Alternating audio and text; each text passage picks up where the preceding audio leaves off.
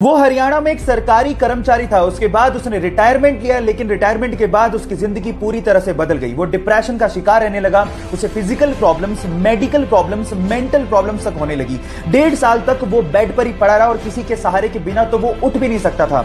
लेकिन उसके बाद उसने अपने दिमाग को समझाया, अपनी विल पावर को जगाया और आज वो बंदा 60 की उम्र में एक सीनियर एज रैंप मॉडल और एक एक्टर है। Yes guys, I am talking about Dinesh Mohan. Guys, यहां सीखने लायक बात यह है कि अगर आप कुछ भी जिंदगी में नया करना चाहते हो तो age is just a number. उम्र की रखिया, स्पिरिट होनी चाहिए।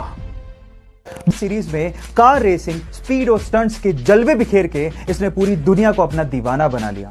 Yes, I am talking about Paul walker. लेकिन एक दिन पॉल वॉकर ने कहा था कि अगर ये कार स्पीड मेरी जान ले ले तो उस दिन रोना मत, क्योंकि उस दिन मैं मुस्कुरा रहा हूंगा।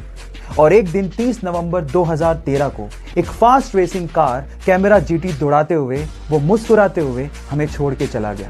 गाइस, बहुत ही कम लोग होते हैं जो इस दुनिया को अपना फेवरेट काम करते हुए अलविदा कहते हैं। So guys, give a heart to our favourite Paul walker.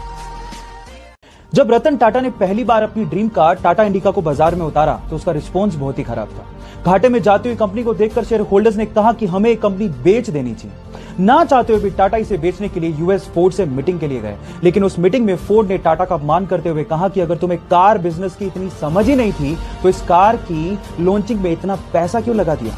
साथ ही साथ एक कहा कि इस कंपनी को खरीदकर हम तुम पे एहसान कर रहे हैं। टाटा ने यह सुन के कार कंपनी को बेचने से इनकार कर दिया।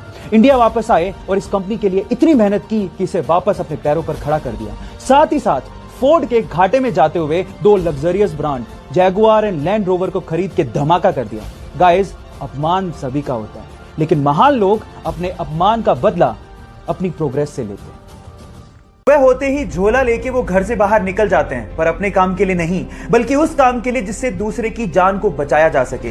वो पेशे से डॉक्टर नहीं है, लेकिन जिसकी जान बच जाती है उसके लिए वो भगवान से कम भी नहीं है। सुबह होते ही झोला लेके वो गलियों में निकलते हैं और लोगों से अपील करते हैं कि उनके घर में अगर कोई अनयूज्ड मेडिसिन है तो उसे वो डोनेट कर दें। फिर उन मेडिसिन को इकट्ठा करके वो जरूरतमंदों को और गरीबों को फ्री में बांटते हैं। लोग प्यार से उन्हें मेडिसिन बाबा के नाम से जानते हैं। है ना बड़ी बात? तो इंसानियत की इतनी बड़ी मिसाल देने वाले ओमकार नाथ शर्मा जी को मेरा सलाम।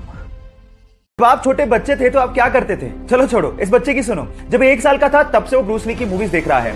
अपनी टाइमिंग ब्रूस ली के जैसा करने के लिए उसने ब्रूस ली की सारी मूवीज चार्ट डाली और 4 साल की उम्र तक आते आते उसने ब्रूस ली के सारे स्टंट सीख लिए। और आज वो लड़का अपने अंगूठे पे पुशअप करता है, अपनी हाथ की एक उंगली पे प्रेसअप करता है, अपनी मुट्ठियों पे चलता है और ब्रूस ली के जैसे सारे किकिंग स्टाइल करता है। और आज गाइस वो लड़का इंस्टाग्राम, फेसबुक, यूट्यूब पे छाया हुआ है। यस गाइस, उसका नाम है रेवसे इमाई, जिसे आज लोग छोटा ब्रूस ली भी कहते हैं। वो तो अपने डेडिकेशन के बलबूते पर अपने आइडियल के जैसा बन गया। आप किसके जैसा बनना चाहते हैं? चैट सेक्शन में लिखना मत भूलिएगा।